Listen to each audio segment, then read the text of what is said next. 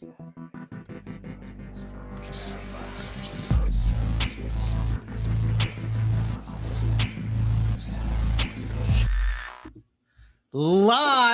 from your favorite basement or Dr. Henry Armitage Memorial High School AV room. Welcome to episode 111 of the Horror Podcast. My name is Tyler, and I run Signal Horizon, a magazine dedicated to exploring genre fiction in and out of the classroom. And I am Oren Gray, and I write for Signal Horizon sometimes, and right now I'm being very festive. You are. I had no idea that you were going full Santa. So, right? I mean, I could have had like a big bushy like cotton ball beard. You could have out of like literal cotton balls, like we were in elementary school. Yeah. I'm not sure I have that many cotton balls, but you know, in theory, I could have. You're halfway there. All I know is that if my 4-year-old comes in, I'm going to tell him you're Santa, and you're going to go with that. Okay. Sure. Or Krampus. I don't know. That won't go poorly at all. Yeah, right. Exactly. Well, tonight on the Horror Podcast, we're going to spend some time talking about what we've been watching and reading. We're going to help you find some free genre content on the internet. And finally, we're going to spend the remainder of our episode discussing our version of a Hallmark Christmas movie. This Hallmark Christmas movie is called Krampus. So sit back, grab a beer, and enjoy what we have for you tonight. So, Oren, like an eggnog, right? It should be like an eggnog. Yeah, or like a hot toddy, or we'll just file this under information nobody gives a shit about. But my in-laws make this Christmas drink that is wonderful. It's like a meringue-based eggnog, kind of, only hot. It's called a Tom and Jerry, and it is so fucking good. Tom and Jerry, like the cartoon mouse and cat? Yeah. Only we don't beat each other with hammers or anything afterwards. Although I guess that may make it interesting Christmas. So, Oren, it looks like you have been very, very busy the last couple of weeks. I've been, I've actually been watching movies this month, which is a big change for me for quarantine so far. I've got almost one a day for December, which is more like my normal. Up until like yesterday or the day before, I hadn't watched anything recent except for Castle Freak, which I wrote up on Signal Horizon. So if you want to see how much I was not a huge fan, you can check that out. But I've read worse reviews than the review. It's not terrible. It just I was not a huge fan. But like yesterday, I watched The Call, which is a Korean film on Netflix, and it was great. Like full on, it was fantastic. Yeah, I think Steph Sarubi, one of our staff writers here at Signal Horizon, wrote up like a little explained piece about it. I saw that, and I think that is actually why I checked it out, because like I saw the explained piece, and I was like, I haven't heard about this, but you know, I like Korean horror films, and this is new. It came out this year, so I'll see something that came out this year. And I watched it, and it was really great. And it's technically partly a Christmas movie because it takes place over like December, like 11th through sometime in early January. So yeah. All right, good enough. It looks interesting. It's got some time travel shit to it, right? Yeah, it's super good. It's kind of like Happy Death Day or something like that if it was like way more serious and darker. Okay. And also like don't read the Netflix synopsis if you care about spoilers, because the Netflix synopsis gives away like the first 2 twists in the movie. Okay. There's a bunch, but it gives away the earliest ones, which are still like halfway through. Okay. So that's fair.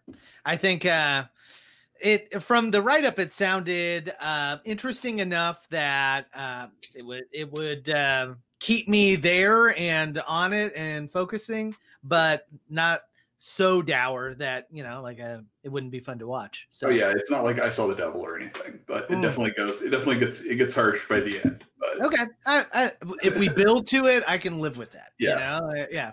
Well, not to return back to Castle Freak, but we're going to return back to Castle Freak. Okay. So after you were like, hey, do you want this write-up? I was like, shit, yes, I would love that. Also, I haven't really watched it yet. So I went and watched it, and my 14-year-old, which is often the case, is around for it. And like, let me be the first to tell you, I was like, maybe I should not watch this with with my Probably not 14-year-old. super appropriate. Yeah. Yeah, and I'm a giant coward, right? And there is somebody described this movie as very, very horny, and it is maybe not as much as some would make it out to be, but Like, there's enough of it to be like, wow, all right. oh yeah, no, it is only not very horny in comparison to the original Castle Freak, which is just uncomfortably horny. Okay. Which, Yeah. you know, I mean, anyone who's seen a Stuart Gordon Braid film, like, right, they are often uncomfortably horny. Like, that's kind of their thing. And it is definitely one of those. And so, like, compared to it, this one's tame. Compared to any normal movie, yeah, this one's very horny. Well, and I appreciate the attempt at recreating some of the parts that folks really enjoyed about the first one. Maybe not so much in the remake, but it got made. Barbara Crampton helped, you know, finance and produce it. So, like, there's merit in some of that, right? And I mean, a lot of it looks great. Like, it is not a terrible film. It is an ambitious miss, which is better than a unambitious success a lot of the time, and certainly better than an unambitious miss. But yeah, it definitely swings wide in those like last 10 minutes, that's for sure. Yeah. Well, hey, but rather a big swing and a big miss than something small. So I'll take that. I'll take it any day. Yep. Now you've got some other stuff on here, some stuff that you're reading that I think looks really interesting. So I have been reading Scott Nicolay's latest Jean Ray translation, which I think this is the fourth one he's done. And if you've never read Jean Ray, he's a Belgian writer from the turn of the century-ish. Like, this one, I think the original came out in like 1943, something like that. And he's amazing. Like, they called him the Belgian Poe. He wrote under a bunch of pen names. He wrote some like detective fiction and stuff, but he wrote some amazing weird fiction, and like the Scott Nicolay's translations have been just like indispensable, and in a lot of cases are the first time this stuff has been available in English. So if, like me, you only read English, then you know it's great. Like, prior to this, I'd read like 3 or 4 Jean Ray stories, and that was all I could get my hands on. That's not true. There was like one collection, and that was it. Yeah. But still, like, not many. And so this has just been really fantastic. And this one's also fantastic. They're all really good. They're from Wakefield Press, I think.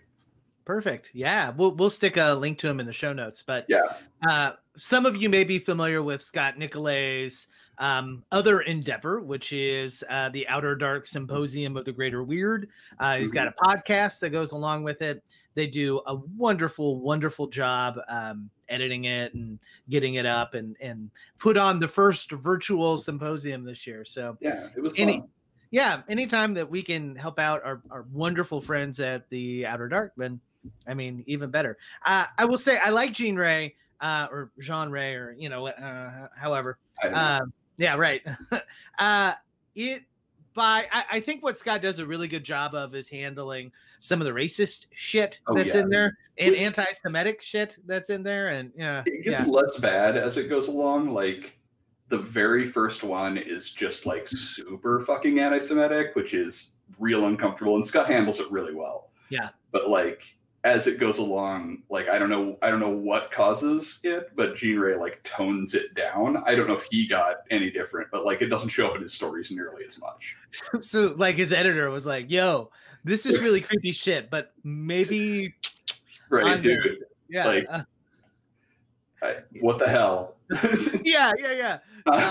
Stop talking so much shit on the Jews. They're right. Good like people. Right, they can read. Also, we'd like their money. Like, stuff that. I don't know. Right. But, yeah. Like I don't know what his deal was. Like I do not know why the first book is so anti-Semitic. Like, there's some stuff later on, but the first one is rough. Yeah.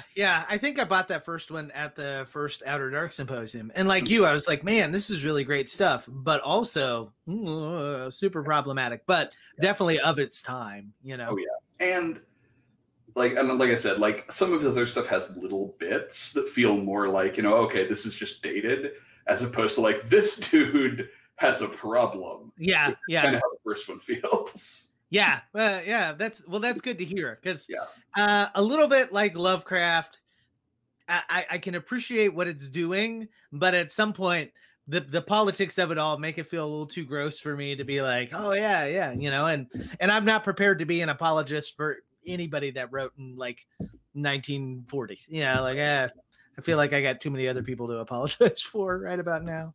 Yeah. But again, like you said, fortunately, even when it's at its worst, Scott's like translator notes and things really help to like show that he's not like endorsing it, and also like contextualize a lot of stuff that isn't like not just that, but also like the whole writing of it as a whole, like when it was happening, and the translator's notes are just really fantastic. So yeah, very good, very good. And that was at a Wakefield Press, correct? Yep, that's awesome. I believe so. Yeah. Very good.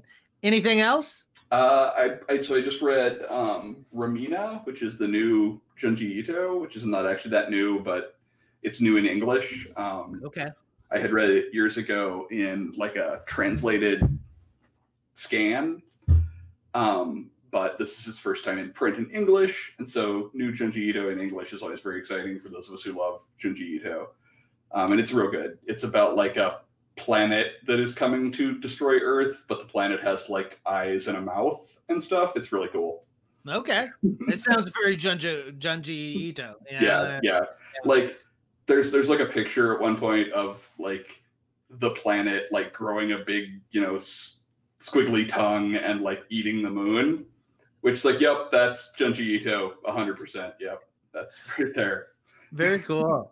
Well, I know he's got a new collection of short stories coming out because I got a notification about it on Edelweiss. So okay, cool. Yeah, I like put in to get a review copy of it. So hopefully we'll have something out on that when it gets released. But it's not supposed to be released until like the summer of 2021. I was gonna say because he had one this year, Venus in the Blind Spot, which was kind of a best of-ish type thing.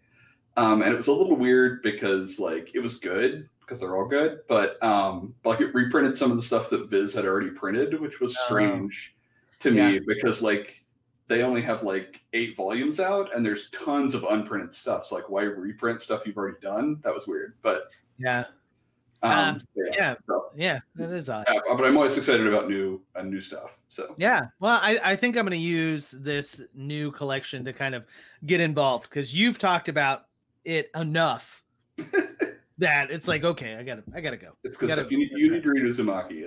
It's amazing. So do you have a copy? Yeah. All right, maybe I'll borrow your copy.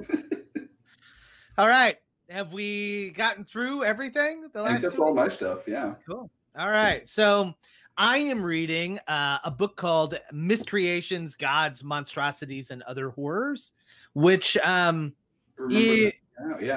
Yeah. So it came highly recommended from another friend of the podcast, Mike Denham, who used to be a co-host here, and it's got just a ton of my favorite writers in it, right? Especially short fiction writers. It's got some Christy DeMeester. It's it's got some Michael Bailey, some Lucy Snyder. Yeah. So I think it's real loosely based off of Frankenstein, like there's. I think I was going to like write something and try and submit it to that, but I don't think I get around to it. So it's all very good. A little bit strange, but there is a particular story. I'm trying to think of who the author was, but it takes place in like a future concentration camp where like they have an executioner that instead of like executing people essentially like lops off their limbs, and there's some pretty heavy political iconography that is kind of laid over the top of it, and it feels like, I mean, obviously we live in a world that feels like a horror movie, but it feels like kind of the next step, and it's like if Handmaid's Tale was super duper horror, not just the reality horror that it is kind of Right. But yeah, it's real good. You should check it out. I think it's totally worth it. I also had a chance to catch up on a movie called Seder, which I caught. Actually, one of my other writers caught it at a festival and was like, "You should check it out." And it reminded me a lot of one of my favorite movies from last year, which is Gretel and Hansel. And it's kind of got this woods, haunted woods feel about it. It definitely dapples in some folk horror, but if you like foggy, scary fucking woods and people dressed up with like elk horns on their head, it's got to be your thing, man. So okay. Seder. Yeah. Okay. Yeah, I think it comes out in maybe 6 weeks, 8 weeks. I don't think I liked it quite as much as Tracy or Ryder did, but yeah, man, it's totally worth a rent. Or if you can check it out, I think it may be on Shudder, which would be even better when it gets its eventual release. So cool. And the big news: we are coming to you live on Saturday the 17th. Not Saturday, Thursday the 17th, which is the release date for the new version of The Stand on CBS All Access. And I am here to tell you it's good. I've seen the first 6 episodes, and they take it in kind of a fundamentally different direction, but I really enjoy kind of the peripheral players, right? Like the initial miniseries will always stand out as this like very specific moment with these very specific actors. And I think back really fondly of it. Right. Like Gary Sinise plays the original Stu Redman. And in my mind, he's the perfect Stu, right? This time it's James Marsden, who I think plays that kind of good old boy, handsome, like leading man role really, really well. Mm-hmm. But the guy that they have playing Harold, the kind of bit characters who play the one-offs or the secondary characters are way more interesting than the main characters. And I think that was done intentionally because they're like, these characters are way more fun to watch and to watch develop than like Stu, who's just like, yeah, he's the hero, and everybody else kind of like rotates around him, but the story really is about that rotation, which I think is cool, man. So how many episodes is it going to be? Do you know? There are 9 episodes, and okay. I've seen 6 of them, and what I've seen I really, really, really like. So I think it slows down a little bit in episode 6 when we really get introduced to the bad guys. Right. Because there is a complexity to that story where the bad guys aren't really bad. They are just like craving order that they fall in line with the authoritarian, and they're like, fuck, this Randall guy's got the electricity on. Let's go hang out in Vegas, Right. And they're not evil by nature. And I think for the sake of time and for the sake of maybe clarity, it was easier to create Vegas as this kind of, hedonistic, like, I don't know, vice land, as opposed to like, just happens to be a place that people get shit done. So that being said, it doesn't make it bad. I still like it a lot. But yeah, I think you should totally check it out. Okay. Yeah. CBS All Access, and they're serializing it, so it'll be a new episode, I think, every week. So okay. But yeah, man, that and fucking Grocery Shopping, which is a goddamn horror movie, or not Grocery Shopping, but Christmas Shopping, which is a horror show within itself. So yeah. Still got some of that I got to do, but we really, we're not going to see anybody. So like, we really haven't done a ton of Christmas. We've done as much as we're probably going to, but it's not a lot. Yeah. Because I guess we can mail things to people, but I don't know. We just haven't we're not going to see anybody really. So. Yeah, I've got shit I still have to buy for the boys and maybe a little bit for my wife. But we've probably done 80% online. So, it's certainly easier than it has been in years past, which is good because every time I go out in public, I feel like I need to have one of those hamster balls, right? Yeah, and I fucking roll around. The last couple times I've gone out has been a little terrifying. Like, just because it's getting worse. Like the number of people not wearing masks and things is getting worse. Yeah. And partly that's just because I think there's more people out. Like the proportions may still be the same. It's just that there's more people now. Yeah. So I don't know, but I legit think I am going to have problems, you know, a year from now when things are relatively back to normal, like being in a super crowded area, you know, like, I mean, I never liked being in a super crowded area. Me either. But yeah, now I'll have a nice, you know, PTSD type excuse. Be right. Like, nope. Yep. Still grappling with all this shit. Right. Sorry. Yeah. Yeah, dude. Like my classes are so small because of the hybrid model that we're doing. My fourth block is my biggest. And when I have everybody there, I have 11, and it's like, this is too many, you know, it's like fucking 11 people would have been my goddamn dream, you know, like, and now I need to sit at my desk and also bleach every one of you before and after, you know, like, but God bless them, the kids. Please do not bleach your students, Tyler. That would go poorly. Yeah. Yeah. I might have to figure out a way to monetize this podcast if they fired me from my day job. So yeah, that would not be good. Well, I think it's time to move to dark corners of the web. I have a couple of things I want to mention underneath here. Number one, Tubi TV has at least 7 different movies with Krampus in the title. I shit you not. And that's not even counting like a Christmas Horror Story or whatever that's got him on the cover, but doesn't have him in the title. Yeah. Yep. So here are just some of the titles. Okay.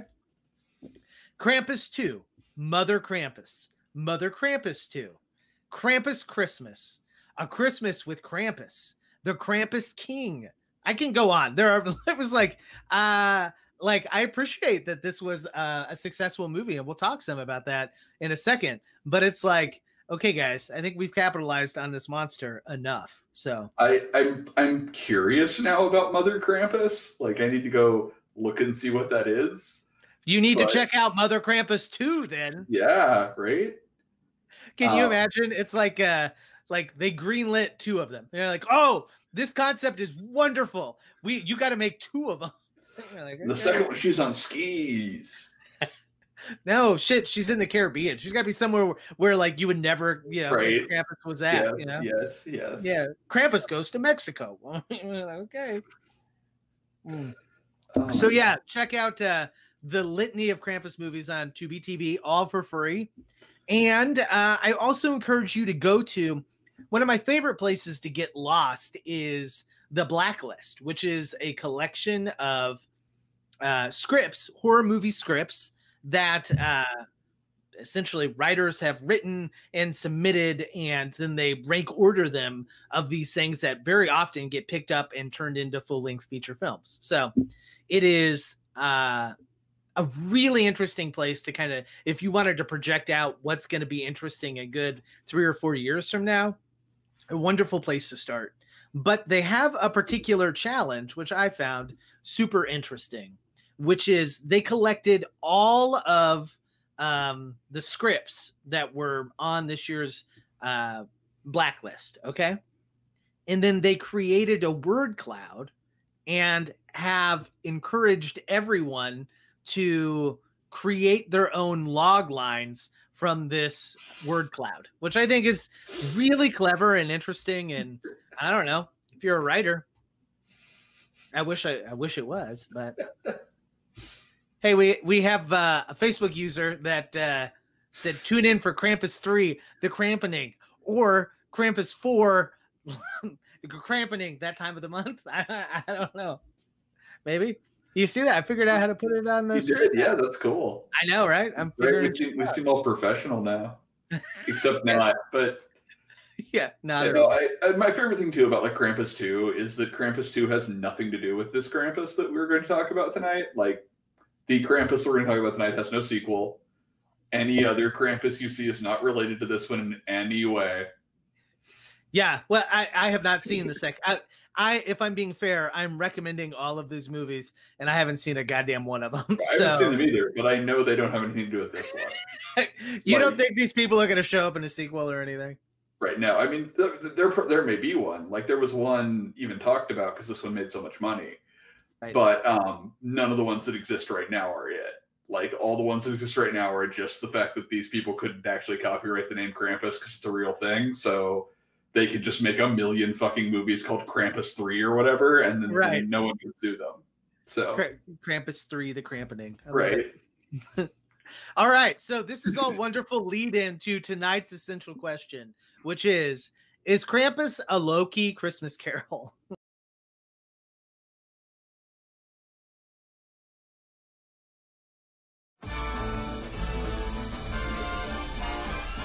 It's the most wonderful time of the year, with the kids jingle bells. Merry Christmas! Looks like Martha Stewart threw up in here. This is delicious, honey. It's a little dry. Well, mine's delicious. Mine's dry.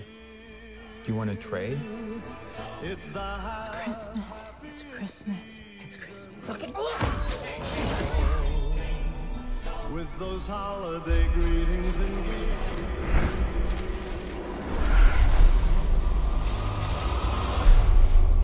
How we were going to survive Christmas with 12 people stuck in a house with no heat and no electricity. Or food. There's plenty of leftovers, Howard. Beer it is. It's the weirdest thing. There's no cars, no people. How long can this keep up?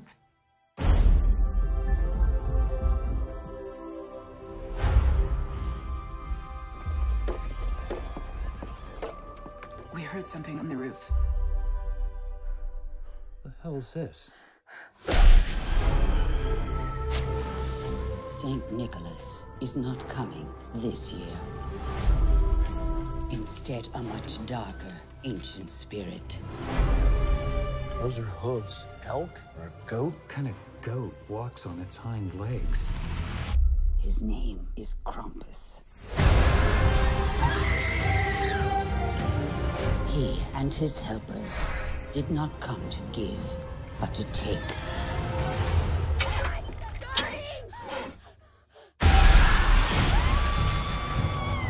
Everybody, hold on to each other.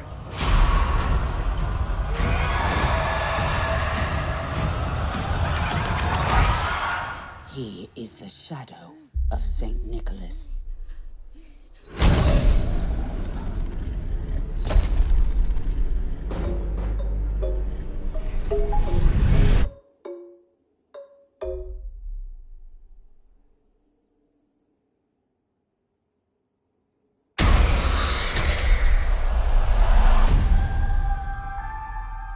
It's Christmas.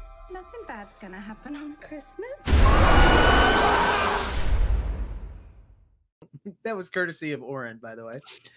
But here is, for those of you that are unfamiliar with this Christmas classic, here is a short synopsis of what the movie is about. While the holiday season represents the most magical time of year, ancient European folklore warns of Krampus, a horned beast who punishes naughty children at Christmas time. When dysfunctional family squabbling causes young Max to lose his festive spirit, it unleashes the wrath of the fearsome demon. As Krampus lays siege to the Ingle home, Mom, Pop, sister, and brother must band together to save one another from a monstrous fate. Which is, pretty accurate, except for the part where it leaves out the entire other family. Yeah. Like, yeah, that was the first time I watched this, I was like, holy Christ, there are a lot of people here, right? I think my Christmases, especially on my wife's side of the family, can be very large, but there are a lot of adults in a decent sized house. But I mean, there's going to be a fight at some point. I just know that. And that fight happens to conjure, the Santa from hell or whatever. Right. The evil Santa, anti-Santa.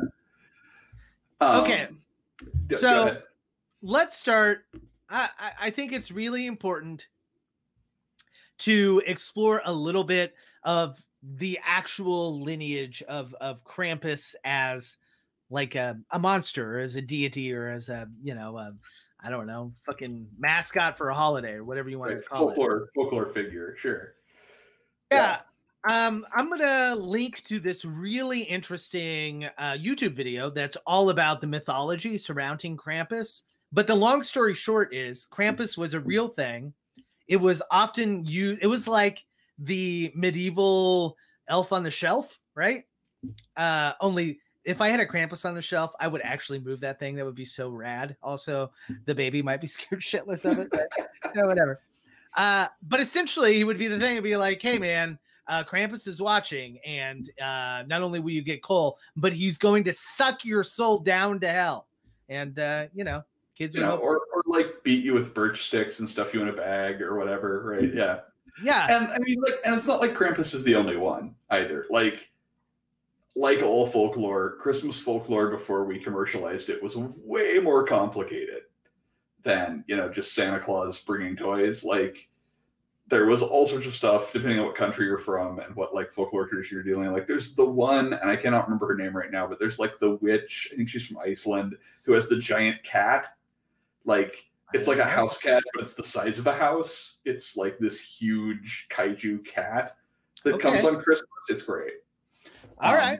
I'll try and find her and stick her in the show notes. But yeah, like there's a ton of these weird like folklore figures besides like Saint Nick and then Krampus, who's become really popular in the States in the last like decade or so. Yeah. But it's been around forever. So yeah, I went to a Swedish daycare, Gun Livingston's daycare, when I was a child. It was actually wonderful and interesting, and she was a delightful old lady that just decided to open this daycare. That's a very Swedish daycare name. Yeah. Oh, it was too. Like we would eat all kinds of stuff that was Swedish outside of meatballs and all. It was a very, very interesting upbringing. But we would always do a Christmas show that. Like little kids do. And we would recreate the Swedish Christmas tradition, which was all about Pierre Noel, right, on the side. But his lazy ass always stayed at home and sent the elves to, instead of filling stockings, they would have these like big wooden shoes, right? And like army of elves would invade this house and then would leave like bullshit in the shoe if the kid was bad, and if the kid was good, then he would leave candy and fucking fruitcake or whatever else. But as a 5-year-old, the idea, because she had this picture book that we would read, right, and it would have like all of these like tiny elves scurrying all over the house. It was fucking terrifying. Like it was so scary. But I remember the year that I finished, I got to be one of the elves in the recreation. I was like, I'm this, I'm this all powerful, like supernatural tiny elf now, right? All that power went to my head, and I ended up flinging fruitcake at everybody. Nah, none of that happened. But yeah, like our Christmas traditions, I think, are really, I think, are rooted in some scary shit, man. Oh yeah, like. I mean, for whatever reason, and lots of people have written like whole papers about why this is, but like folklore, all of it, no matter what it is, it's always got like as much bad as good, right? Like mixed in with, there's a reason why like fairies are always like capricious, right? Like they'll do a really nice thing for you and then they will fuck you over in the next breath. Like, and like all fairy tales are like that. And I think that's because the world is kind of like that. And, you take with the good with the bad. Yeah. You take your, bullshit gefilte fish or whatever it is. If you're a bad guy that he fills your wooden stocking with, or sometimes you get fruitcake. Right? And sometimes you think you were good, but you get the fucking gefilte fish. Just does, you know? Like, yeah. But I think that YouTube video does a really good job of describing Krampus from like actual old texts, and his description itself is terrifying. Like often covered in animal fur with fucking horns and like a monstrous face, and the video goes into like how there are still places, in the Western world that recognize Krampus and will. Like the day before Christmas, I think it's like the 21st, whatever fucking Krampus Day is or whatever. We'll dress up like him and walk down the fucking street. Parades, yeah. Again, I would be super jazzed about that. My children, maybe not so much. You know, be like, let's go look at Krampus. They'd be like, let's not. Let's make hot chocolate bombs. So we're gonna jump way ahead in our discussion here, but this is the time to talk about it, I think. Let's go. So we're talking about what Krampus looks like, right? And Krampus typically looks like this kind of like demon figure, right? Like he's hairy and he has goat feet and the big curved horns and like a demon face. You know, he's got this kind of animalistic demon face with this big long tongue. And one of the things that I fucking love about this movie is when we finally, because we see Krampus early on, but we never see him well until toward the end, right? Like, oh God. So I have to talk about elves. I have to talk about elves because of that in a minute. But but in this movie, when we do finally see Krampus's face, it isn't the traditional Krampus face. It is instead this horrifying old man face that looks like a mask made of flesh that's like slipping off. And underneath it, you see like the horrible goat eye and like the hair and stuff. And you see the tongue come out, but like you never see what's under that. And it's so much creepier than if he had looked like the traditional Krampus way. Like that horrible melting Santa Claus face is amazing. Yeah. No, I think it perfectly captures the unsettling the unsettling creature moments of this film, right? Like because it almost feels campy. It almost feels cartoony, right? From time to time. But then it'll just be straight up fucking terrifying. And you're like, oh, okay. I mean, like you've got the gingerbread men who are like who are literally cartoons, like in the sense that they're CGI, whereas pretty much every other monster is practical. But they're also like they're cartoony, right? They make these little, you know, kind of gremlin-y noises, and they run around and they cause mischief more than harm. I mean, they're shooting nails at a guy at one point. I mean, and they probably would have killed him had they been given the opportunity, but like they're not aggressively murdering people, right? For the most part. But then you've got the scene, like not long after that, maybe around the same time actually, where they discover the Jack-in-the-Box for the first time. That is so fucking creepy. Yeah. Where they just see it's like eating the people, and it's like this long, horrible body full of people. Oh my God, it is so fucked up. Yeah. Well, and I think as our Facebook user here mentions, the masks that are used throughout this do feel a little bit like the like overly large emotive Italian masks, right? That represent archetypes and, you know, that kind of stuff. Yeah, absolutely. And we could probably do a whole other episode on examining each of those villains as an archetype, right? Like, very clearly, I think the gingerbread men function, or the gingerbread man functions like a Scaramouche character, right? Like a comedic character who doesn't always have the best intentions, but it's still in it for the fucking laughs, you know, which makes all of that, I think, super interesting and like maybe a little deeper than just your typical silly horror movie could be, because this movie is deeply silly, but also really fun as a result of that. So I mean, like this movie is a lot like Trick or Treat, which was made by the same guy, in that it works as just a camp movie. Like you can watch it as just, I want to watch some monsters terrorize a family on Christmas, and that can be all you get from it. But its themes work a lot more than that, and it functions a lot more than that, but you don't have to notice.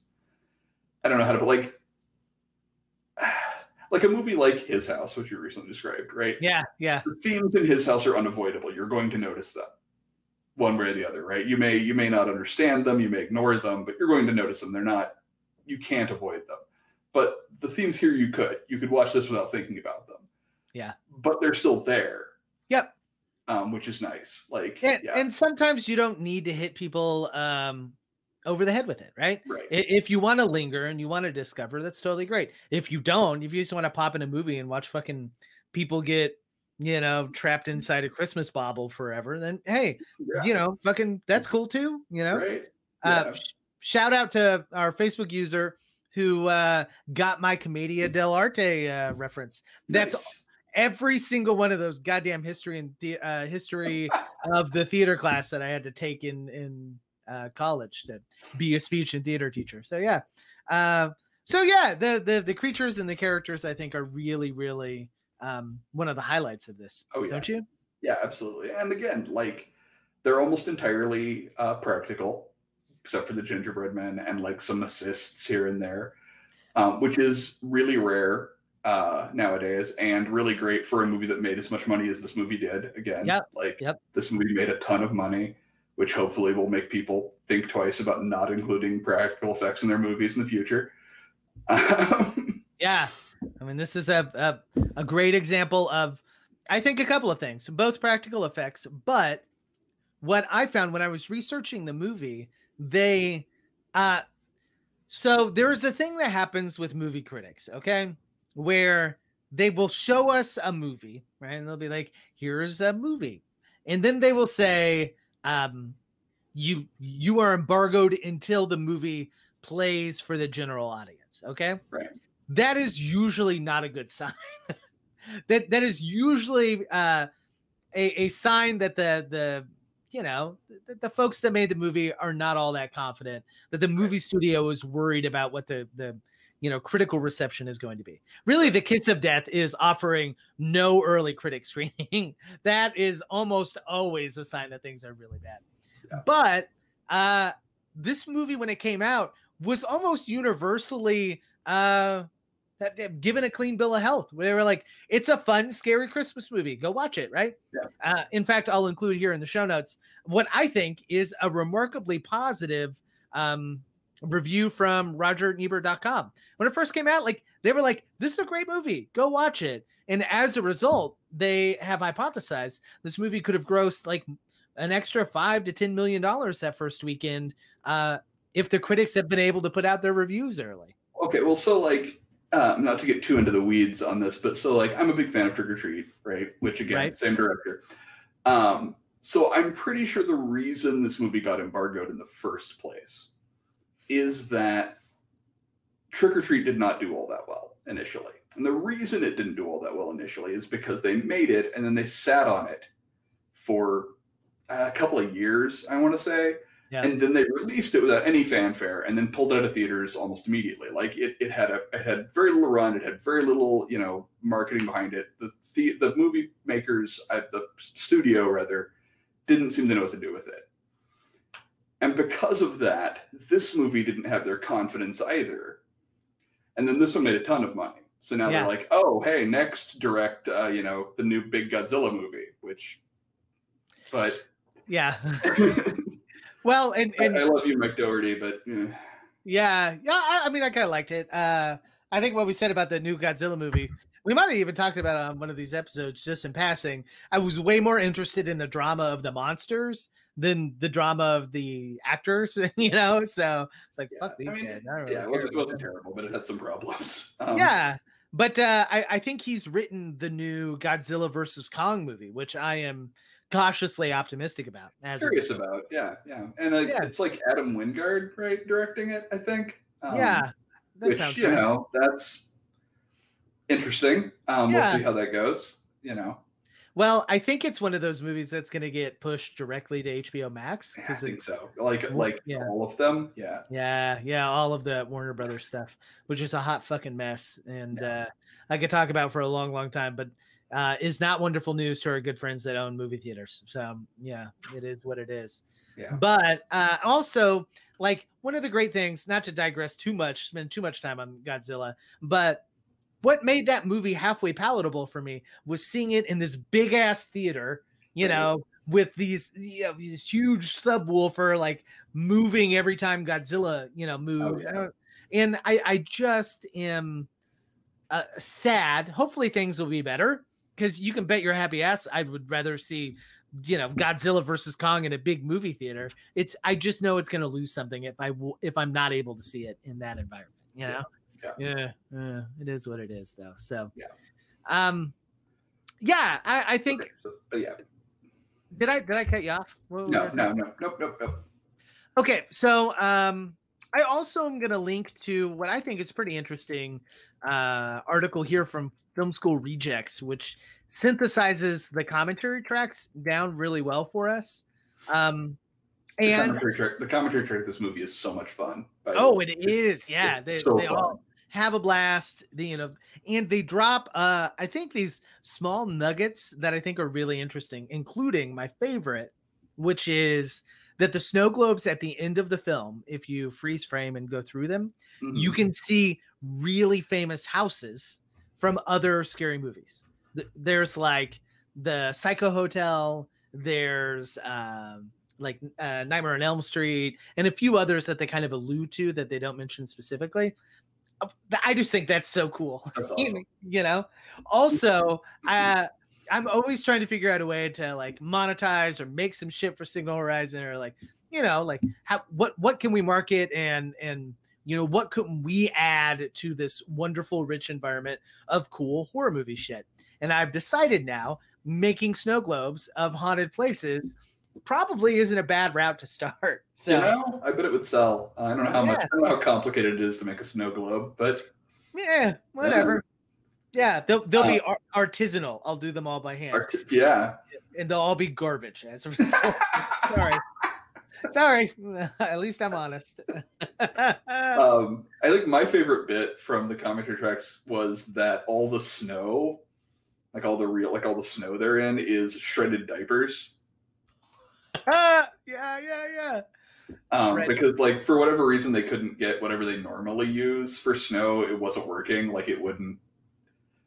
It was causing some kind of problem, so it wasn't working. So they ended up shredding thousands of diapers and using that for snow. Yeah, it didn't look right?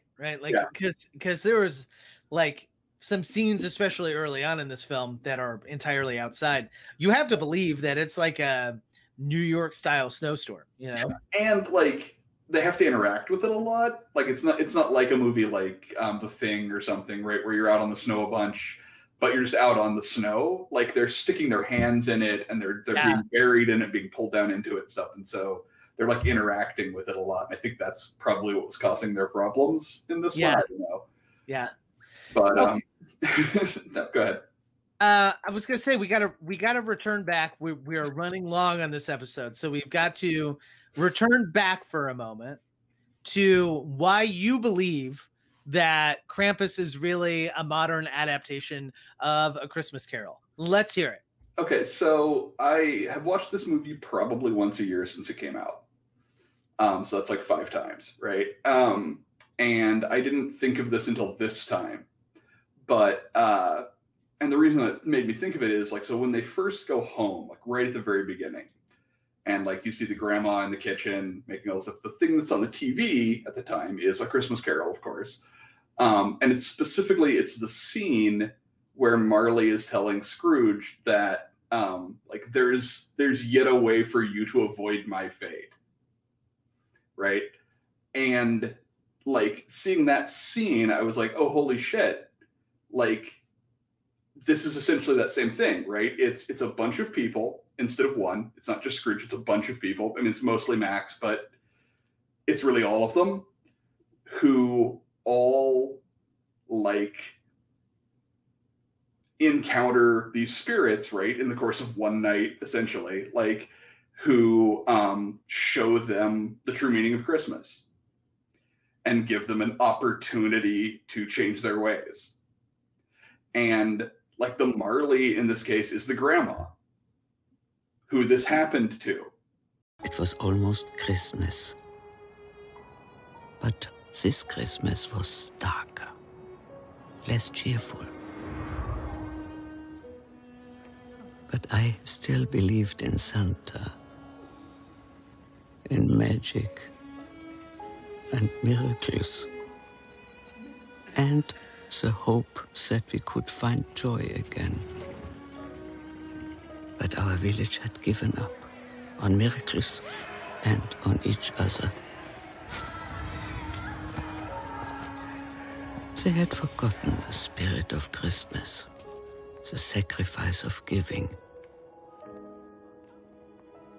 And my family was no different. I tried to help them to believe again, but we were no longer the loving family I remembered. They too had given up. And eventually, so did I. And for the first time, I didn't wish for a miracle. I wished for them to go away. A wish I would come to regret. And that night, in the darkness of a howling blizzard, I got my wish. I knew St. Nicholas was not coming this year.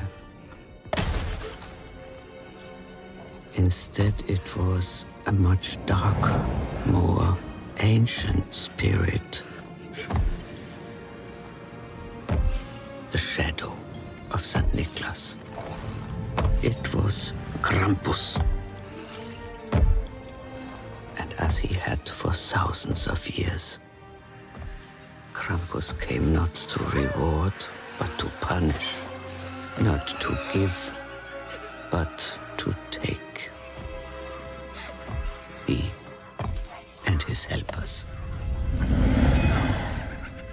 I could only listen as they dragged my family into the underworld, knowing that I would be next. But Krampus didn't take me that night. He left me as a reminder of what happens when hope is lost, when belief is forgotten, and the Christmas spirit dies. She already was the survivor the one time, right? She was Max. Right. And she knows a way that he can not be her, right? Like there's a way for him to avoid her fate. All right, I'm with you. Okay, so to help provide some structure for your metaphor, okay, I've broken down the story arc of A Christmas Carol into 6 different events. Okay. So I'm gonna say the first one, and then we are going to try to find that part in the movie. Okay. So far, the first inciting incident, or whatever we want to call it, is Scrooge is a motherfucker, right? We see him being an asshole. Right. Do we get people being an asshole at the beginning of this film? Yes. I mean, everyone. Like, the main inciting incident is Max losing his faith, right? Like, everyone else is already being an asshole. And Max is kind of the one person who's keeping the faith, right? And when he loses it, that's the kind of break point. Yeah. We've got a great comment. I'm going to flash it up here when we get to the ghost of Christmas Past, right? So, so we visited by Marley. I think you did an excellent job of pointing out who Marley is here. And I might also mention that Marley is often portrayed in the stage play with lots of chains, right? That's part of, like, his rant is like, for every bad thing, I have a new link, and yada, yada, yada, right? It's a change I forged in life. Yes. Link by link. Yes. Look at you. Wonderful. Yeah. Wonderful. I had no idea you were such a fan of Dickens. Please, sir, can I have some more? I mostly just know Marley's speech, honestly. It's great. And we used to always, speech. When I was growing up, my family would go to the Repertory Theater and would watch it every Christmas. And, like, by far the scariest fucking shit was him popping up out of the floor and swinging those chains at Ebenezer Scrooge. I was like, oh, that's fucked up. But okay, so we get. I was gonna say he's got chains, and Krampus also. One of the things that he always carries with him are chains. So another connection between the two. Yep. So now we have the Ghost of Christmas Past, and I will put this up here, which I think is really interesting. The imagery of the creepy ass angel topper, very reminiscent of the Ghost of Christmas Past, which is very true. Very, very true. And like, there's a scene, one of the scenes that humanizes all the characters is the scene when the sister of Max's mom, when she realizes that her sister kept all the things from when they were kids and has them on their Christmas tree, including the angel. And that's the thing she mentioned. She says, you have mom's angel. Yeah. Right. I like it. And so, to make that comparison full circle, right? Like the Ghost of Christmas Past, I think in the Dickens novel is meant to humanize this Ebenezer Scrooge, who until now we just think is a motherfucker, right? Like it's to show him sweet and innocent and basically a product of his really fucked up childhood at boarding school. So yeah, okay. So and like, sorry, not to belabor this one, but yeah, and in the movie, like we're shown the worst side of everyone first, right? Except for Max. Yep. We're shown, and even him to some extent, but like we're shown the worst side of all of his family members. And only gradually we humanize them through the visitation of these various creatures. Yep. Yeah. No, I think you're 100% right. Yeah. So now we move rapidly along to the Ghost of Christmas Present. Do we see anybody else's family?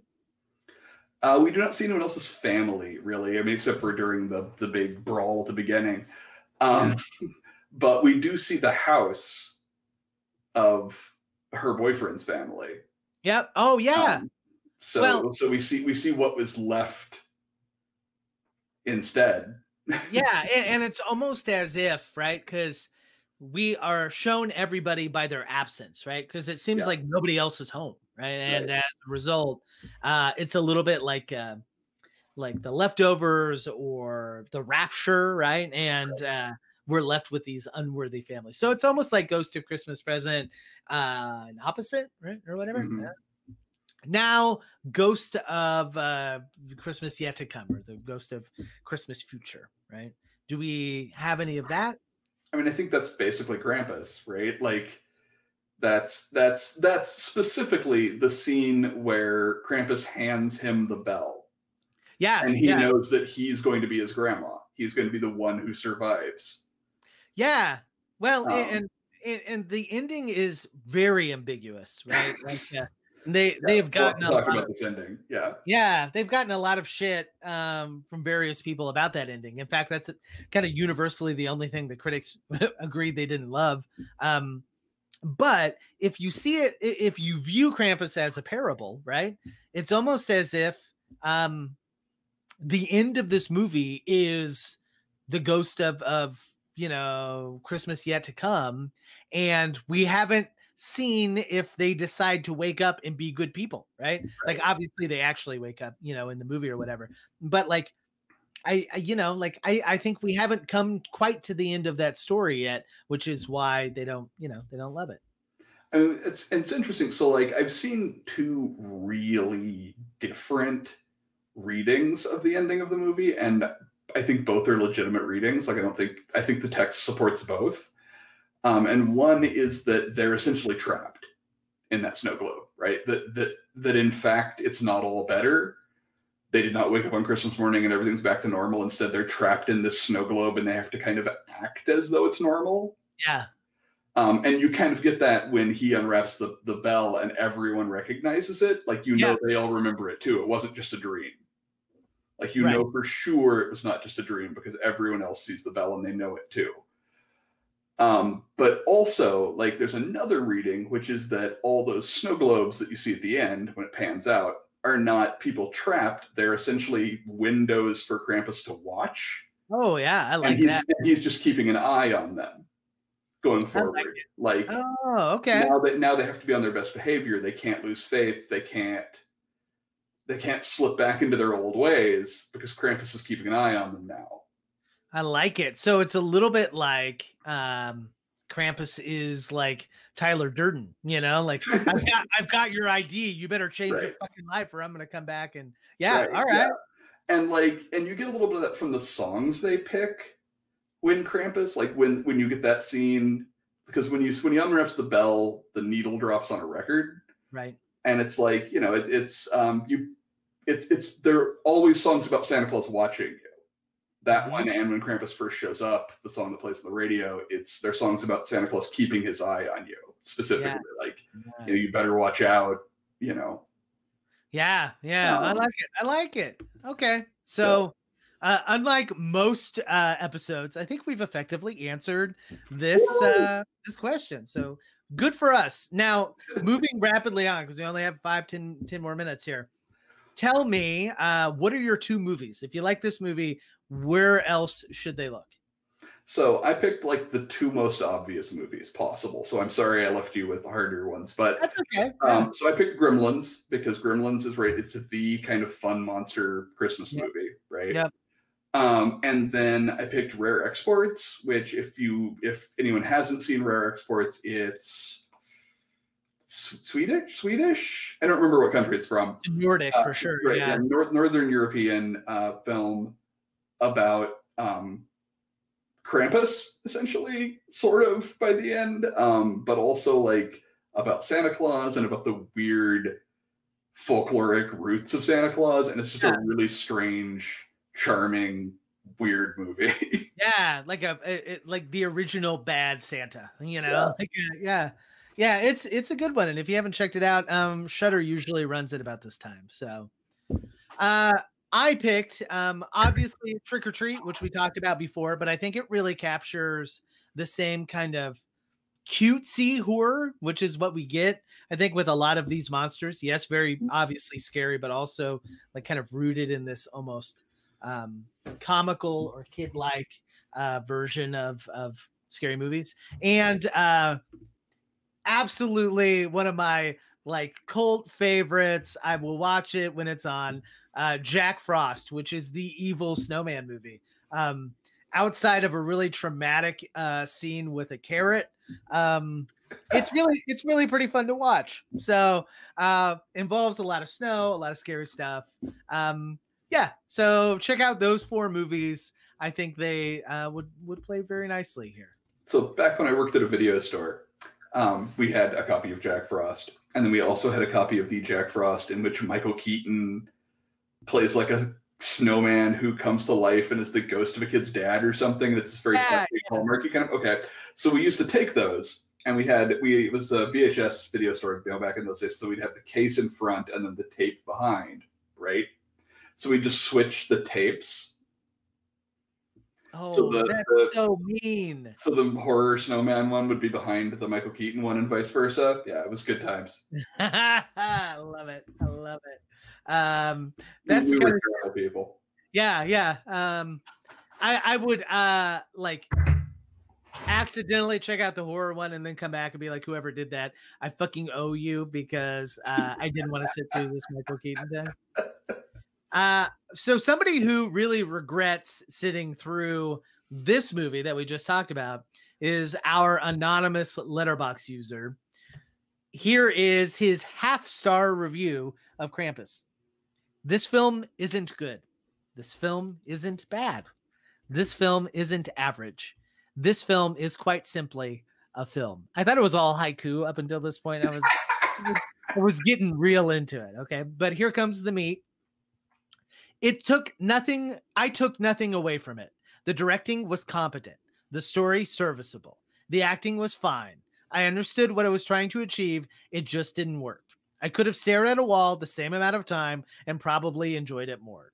At least I can just let my mind get lost in thought, whereas this film basically shut it off with as dull as it was. The one thing this film did achieve was the killing of my Christmas spirit. God, motherfucker's gonna get eaten by Krampus. Right? He finishes with, "Don't get me wrong, that sounds overly negative."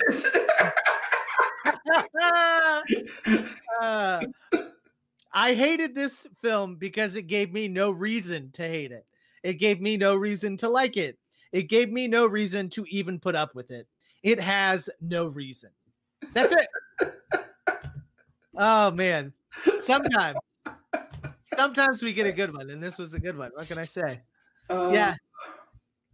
I love it. I love it when they say, "I don't mean to be overly negative, but yeah." This is the worst movie ever. Right. No, like that was something. Oh, all right, Oren.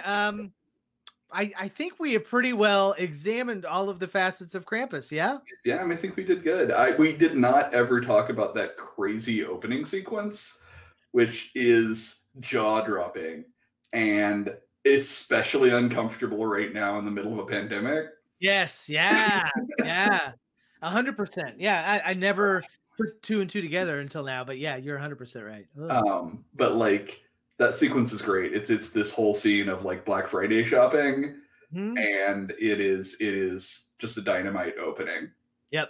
Yep, and has roots in like that kind of mob mentality or whatever that like we see in Dawn of the Dead, we see in countless other films that I think have used that as as a great way to represent how shitty people can be generally. Right. So, yeah. Very good. Anything else? Yeah, I don't think so. Not, nothing that we can probably get into in a reasonable time frame anyway. So yeah, I could obviously talk a lot about Krampus. I love Krampus. It's good. It was a great pick for this season. I think provides us a path forward to expect some other stuff because the writer and director are still very much working. So it's a good one. Yeah. So all right, man. Where can they find more Oren Gray out on the internet? I am, as always, Oren Gray at Twitter and Facebook and Instagram and other places I'm probably forgetting now, as well as at orengray.com. Very good. You can find me at Ty Unseld tweeting about politics and horror and education and sometimes about the horror of political education. But most of what I do is managing the day-to-day of Signal Horizon. So we're proud of the magazine. We're, going 3 years running and continue to build an audience. So if you like what you heard here, we would love for you to go to iTunes, leave us a 5-star review as a wonderful, sweet holiday present for us. I think we love getting on and talking to everybody, especially in this kind of live format that we use here. So next time, we are going to have a very special episode here before the end of the new year, where we just talk about our favorite films, our favorite kind of horror things from 2020 that aren't real life. Yeah. So we won't talk about any of the negative shit about COVID or any of that. We are going to have a blast. It will come to you Wednesday the 30th, I think is what day that is, right before 30th. Yep. Yeah. Just as a way to kind of end the year for us. So and we'll talk about our favorites of the 5 movies that came out this year. Yeah. There was a lot more than that, but it's been such a weird year. Yeah, it has. I am having trouble figuring out what came out this year, what came out last year, what's set to come out in the spring, So I had to ask you, and I had to ask, we did so I write for Unwinnable sometimes as well, and they did a best of the year issue or are doing, and I had to be like, okay, what counts? Yeah. Like, does festival play stuff from last year count as this year when it got a wide release this year? Does festival play stuff from this year count, or is it going to count for next year? Like, yeah. Yeah. I have pretty much decided if it got a wide release, I've included it. Mm-hmm. If it is just a festival movie that I saw at a festival and is going to get a wide release in 2021, I will include it then. Case in point, we have a wonderful female director, Jill Six. Her real name is Jill Garvargazian, something very close to that. I'm 50% confident in, but she's got a fantastic feature called The Stylist, but it's not going to get a wide release until 2021. So my promise is it will make the list next year, but until everybody can see it, I don't want to mention it to somebody. So we're not with these people who are like, yeah, best picture of the year. You can't watch it though. Yeah, I know. Right. Like, yeah. Yeah. When it looks, one last comment here from Facebook user, Antlers didn't come out this year. It got moved to, I think, summer of 2021. So yeah, we're going to have to wait a little bit longer to see a fucking Wendigo. Yeah. So. My 3 or 4 biggest like movies I was most looking forward to this year have gotten pushed, like Antlers, Candyman, Malignant. Some others I'm not thinking of right now, like all got pushed to 2021, which is fine, and which is when they should be pushed to. But Yeah. Yeah. Well, and the thing about Antlers was it was supposed to come out like before all this, right? Like practically March or something, or April. Yeah, it was right as shit started to go down. So they sent out like some critic screeners, but they didn't send out all of them. So like half of my friends and buddies are all like, "Oh yeah," and then the other half of us are like, "I didn't get mine yet, and I've had to wait." So yeah, it's sucks, but it is what it is. So hey man, we'll all catch it in the theater in 2027. So that'll be great. Hey y'all, it's been very fun. We have enjoyed hosting you tonight. We'll see you back here on Wednesday the 30th to hear what Aura and I like to do, or like to watch last year. So in the meantime, class dismissed. Happy holidays. Happy holidays.